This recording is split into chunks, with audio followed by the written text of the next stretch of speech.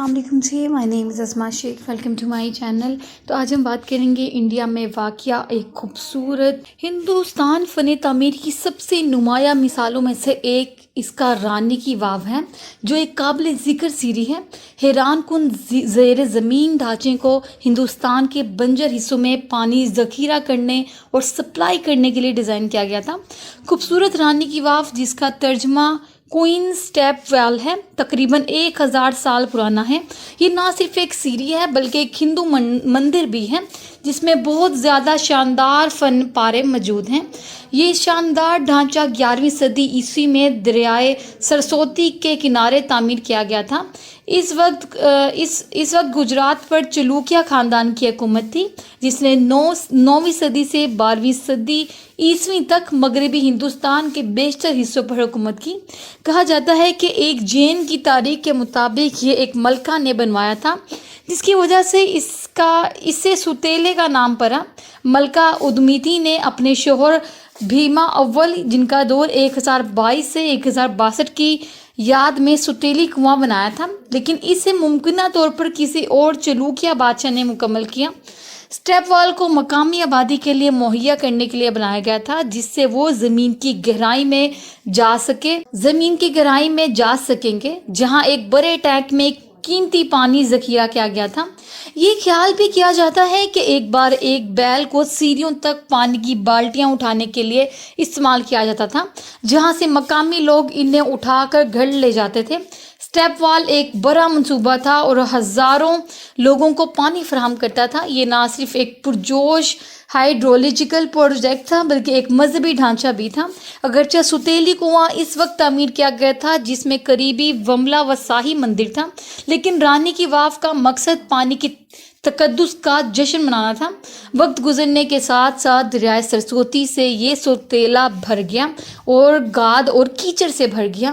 اسی طرح 1940 کی دہائی میں برطانوی راج کے دوران شوقیہ نوادرات کے ماہرین نے دیکھا کہ سیڑھیوں کو مکمل طور پر فن کیا گیا تھا اور زمین کے اوپر صرف چند ستون دکھائی دے رہے تھے۔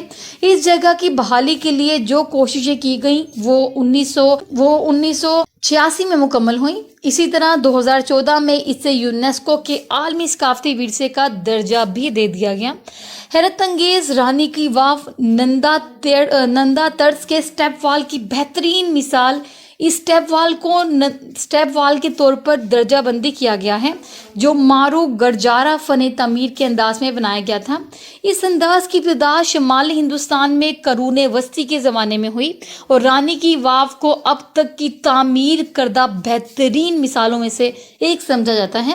یہ زیر زمین ڈھانچہ 223 فٹ اور 65 ایم چوڑا اور 67 فٹ 20 میٹر لمبا ہے۔ یہ تقریباً 100 فٹ اور 28 میٹر گہرا ہے۔ سیڑھیوں کی پرواز سے اسٹیپ وال تک رسائی حاصل کی جا سکتی ہے۔ سیڑھیوں کے ساتھ درجے ایک گہرے سرکولر کنویں کی طرف جاتے ہیں، جو کبھی سیلاب میں ڈوبا ہوا تھا لیکن اب بالکل خشک ہو چکا ہے۔ پولین کے ساتھ ہر سطح پر قدم داری راہداری ہے۔ 200 سے زائد ستونوں کی ساخت اور دیواروں کے ساتھ ساتھ ستونوں کو نقش و نگار اور نوشہ جات سے مزین کیا گیا ہے۔ چونکہ اس علاقے میں پانی بہت کم ہے، اس لیے اسے احترام کے ساتھ پیش کیا جاتا ہے اور اس وجہ سے یہ ڈھانچہ ایک مقدس مقام ہے۔ مختلف سائزوں میں مذہبی، افسانوی اور سیکولر نوعیت کے 1500 سے زائد مجسموں کے ساتھ سائٹ کو انتہائی سے سجایا گیا ہے۔ یہ اسٹائل شدہ تصاویر کلاسیکی مجسمہ سازی کی بہترین مثالیں پیش کرتے ہیں۔ کہا جاتا ہے وہ کائنات کی نقل تیار کرنے کے لیے بنائے گئے ہیں، انسانی دائرے کے ساتھ ساتھ روحانی دائرے دونوں، اور اعداد و شمار پر نظر رکھتے ہیں، انسانی تقدیر پر اثر رکھتے ہیں۔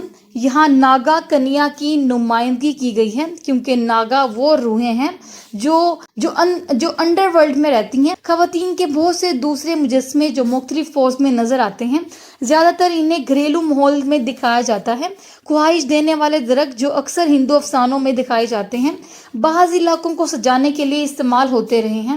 کہا جاتا ہے گجرات میں رانی کی واو کا دورہ یہ یادگار یونیسکو کا عالمی ثقافتی ورثہ ہے اور اسے ہندوستانی حکومت نے محفوظ کیا ہے۔ یہ بڑا پرکشش مقام پٹن شہر سے باہر ایک شاندار شاہراہ پر واقع ہے جو احمد آباد سے 70 میل 127 کلومیٹر دور ہے۔ داخلہ فیس وصولی کی جاتی ہے اور یہ سفارش کی جاتی ہے کہ کم از کم 2 گھنٹے مختص کیے جائیں تاکہ وزٹر اس خوبصورت سائٹ کو مکمل طور پر دیکھ سکیں۔ تو یہ تھی ایک چھوٹی سی انفارمیشن رانی کی واو کے بارے میں، جو کہ ایک کنواں بھی ہے اور ایک ہندوؤں کا ایک مندر بھی۔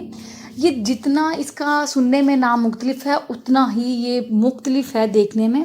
اگر آپ کو میری ویڈیو اچھی لگی ہو تو میری ویڈیوز کو ضرور لائک اور میرے چینل کو ضرور سبسکرائب کر دیجیے گا۔ تب تک کے لیے اللہ حافظ۔